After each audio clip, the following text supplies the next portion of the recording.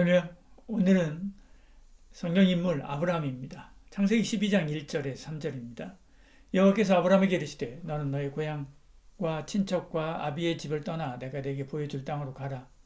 내가 너로 큰 민족을 이루고 내게 복을 주어 내 이름을 창대하게 하리니 너는 복이 될지라. 너를 축복하는 자에게는 내가 복을 내리고 너를 저주하는 자에게는 내가 저주하리니 땅의 모든 족속이 너로 말미암아 복을 얻을 것이니라 하신지라. 아멘. 아브라함이 살던 고대 근동은 청동기 중기입니다. 여러 강력한 도시국가와 왕들이 일어난 때지요. 아브라함의 출생지인 갈대아 우르는 메소포타미아의 중요한 도시국가였습니다. 아브라함은 우르 제3왕조 시대에 살았습니다. 이때 대표적인 왕으로 우르 남무 슐기 이런 사람들이 있죠. 그들은 강력한 중앙집권적인 국가를 세우고 쇠기문자를 발달시켰습니다.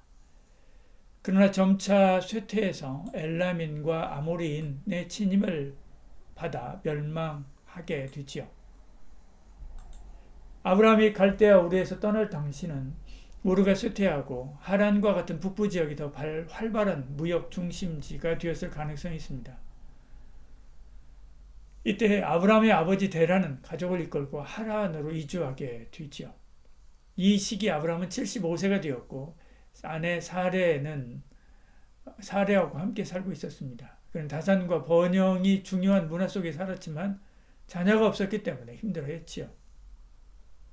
하나님은 그를 불러 가나안으로 가라라고 말씀하지요. 오늘 본문이 바로 그 장면입니다. 하나님은 그에게 큰 민족을 이루고 약속의 땅을 주며 모든 민족이 그를 통해 복을 받게 하겠다라고 약속하죠. 아브라함은 하나님의 말씀을 듣고 즉각 순종하고 조카 롯과 함께 가나안 땅으로 향합니다.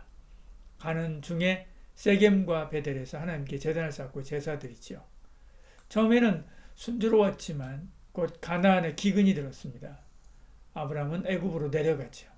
그는 그곳에서 아내 사라를 누이라고 속여서 위기를 피하려고 합니다. 그러나 하나님께서 사라를 보호하시고 아브라함은 애굽 왕 바로에게 책망을 듣고 가나안으로 들어오게 되지요. 가나안으로 돌아온 아브라함은 그리고 롯과 함께 번성하게 됩니다. 과도한 번성은 오히려 화를 불러오지요. 가축이 많아지면서 그들의 목자들 사이에 다툼이 발생한 것입니다. 둘은 헤어지고 롯은 소돔과 고모라로 가게 됩니다. 아브라함은 산에 올라가 하나님께로부터 동서남북의 모든 땅을 주겠다라고 하는 비전을 받게 되지요. 그때 소돔과 고모라가 가나안 남북전쟁에서 패하고 거기 살던 롯도 포로로 잡혀가게 되죠. 아브라함은 318명의 군사로 롯을 구출하게 됩니다. 귀환하는 길에 멜기세덱을 만나 축복을 받고 11조를 드리게 되지요. 아브라함은 여전히 자녀가 없어 힘들어할 때 하나님은 다시 그에게 자손과 땅의 복을 약속하게 됩니다. 그런데도 안 되자 사라는 여종 하갈을 통해 후손을 얻고자 하지요. 그래서 이스마엘을 얻었지만 오히려 불화가 일어나게 됩니다. 이게 창세기 16장에 나오는 내용이지요. 그가 99세 되었을 때 하나님은 그에게 다시 언약을 맺고 이름을 아브라함에서 아브라함으로 사레는 사라로 바꿔주게 됩니다. 그리고 할례를 명령하십니다. 하나님은 소돔과 고모라를 심판하지만 아브라함은 그들을 위해서 기도하게 되지요. 하나님은 그곳의 의인 롯과 그의 가족을 구합니다. 드디어 이삭이 태어나게 되지요. 이삭이 무럭무럭 자랐는데 하나님은 그를 번제로 드리라 라고 말씀하시는 시험을 주십니다. 그는 순종하고 하나님은 그의 믿음을 복되게 하지요. 이것이 그가 하나님께로부터 복을 받은 결정적인 계기가 됩니다. 이후에 사라가 죽고 막벨라 굴을 사서 장사 지내게 되지요. 이것이 그가 가나안 땅에서 처음 가진 땅입니다. 그는 창세기 24장에서 이삭을 리브가와 결혼시키고 25장에서 175세의 나이에 하나님의 부르심을 받고 막벨라 굴에 장사되게 되지요. 창세기 전체 50장 중에서 아브라함에 대한 기사가 14장을 차지합니다. 무려 28%나 되지요. 창세기만 무려 191명의 이름이 나오는데 한 사람 아브라함이 28%의 분량을 차지한 것입니다. 이처럼 그는 성경 전체를 관통하는 중요한 이름이지요. 이렇게 된 것은 그가 하나님께서 선택한 믿음의 조상으로 그와 맺은 언약을 통해서 이스라엘 민족이 형성되고 궁극적으로 예수 그리스도를 통한 구원의 길이 열렸기 때문에 그렇습니다. 그는 하나님의 약속을 믿고 순종함으로 신앙의 본이 됩니다. 그래서 성경 전체에서 믿음으로 의롭게 된 사람으로 강조되게 되지요. 이를 통해서 그 인생에서 가장 중요한 신앙적인 키워드를 몇 개 찾아본다면 선택, 순종, 믿음이라고 할 수가 있습니다. 선택입니다. 12장 1절에요. 여호와께서 아브라함에게 이르시되 너는 너의 고향과 친척과 아비의 집을 떠나 내게 보여줄 땅으로 가라 이렇게 말씀하죠. 아브라함의 믿음의 여정은 하나님의 선택과 부르심에서 시작됩니다. 그는 하나님을 모르는 사람이었습니다. 우상을 숭배하고 만들어 판매하던 데라의 아들이었지요. 나이도 많았습니다. 그런 그를 하나님이 부르셨습니다. 그가 살던 대도시에 수많은 사람이 있었지만 하나님은 딱 그를 지목해서 불렀지요. 그리고 믿음의 조상 세웠습니다. 오늘 우리도 하나님의 부르심을 받아 그 은혜로 믿어 여기까지 왔지요.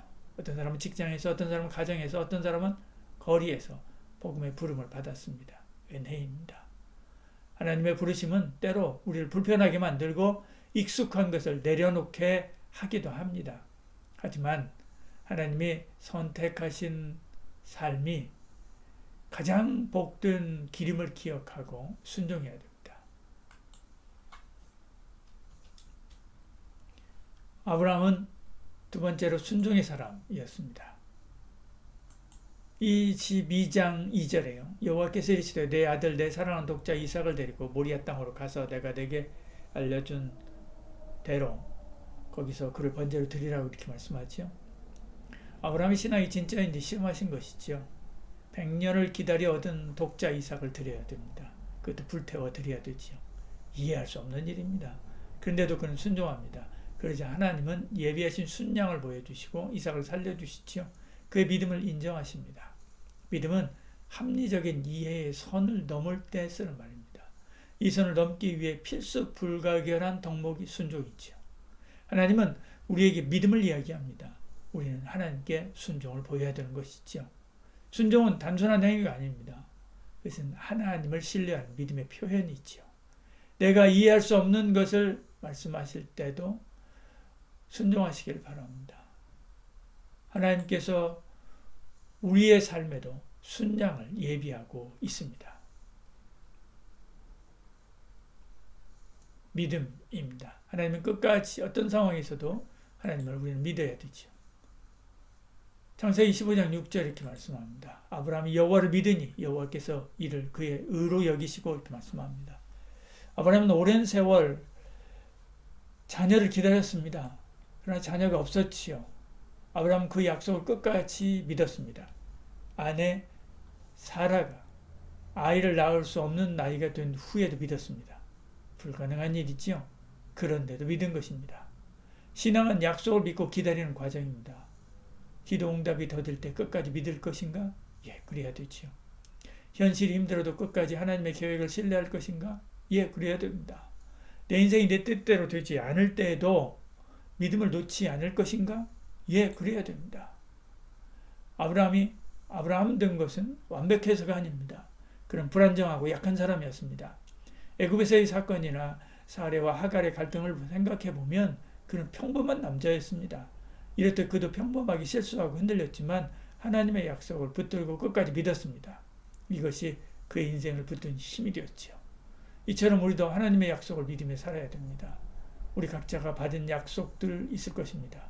그 약속에 대한 믿음을 포기하지 마시길 바랍니다. 그러면 하나님이 이루십니다. 아브라함의 삶은 단순한 개인의 이야기가 아닙니다. 그는 하나님의 선택을 받았고 순종했으며 끝까지 믿었습니다. 이것이 바로 하나님께서 우리에게 원하시는 신앙의 길이기도 합니다. 하나님이 저와 여러분을 선택했습니다. 우리는 순종해야 됩니다. 그리고 끝까지 믿어야 되지요. 아브라함처럼 이 땅이 아닌 하나님 나라를 바라보며 나아가야 됩니다. 그러면 하나님이 이루시고 아브라함처럼 든든히 세워주실 것입니다. 기도하겠습니다.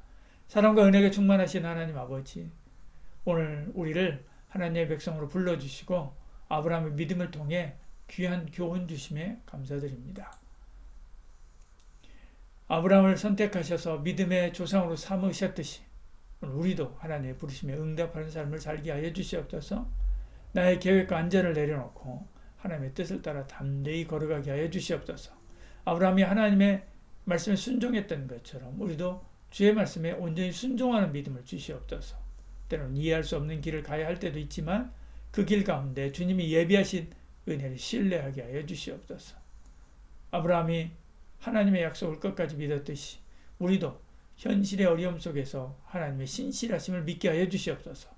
기도 응답이 더디더라도 낙심하지 않고 하나님의 계획을 끝까지 바라보는 믿음을 주시옵소서. 우리의 삶이 이 땅에만 머무는 것이 아니라 아브라함처럼 하나님 나라를 소망하며 살게 하여 주시옵소서. 이 땅에 순종하며 믿음으로 살다가 마침내 하나님 앞에 설 때까지 주님만 의지하는 저희들 되게 하여 주시옵소서. 예수님 이름으로 기도드리옵나이다.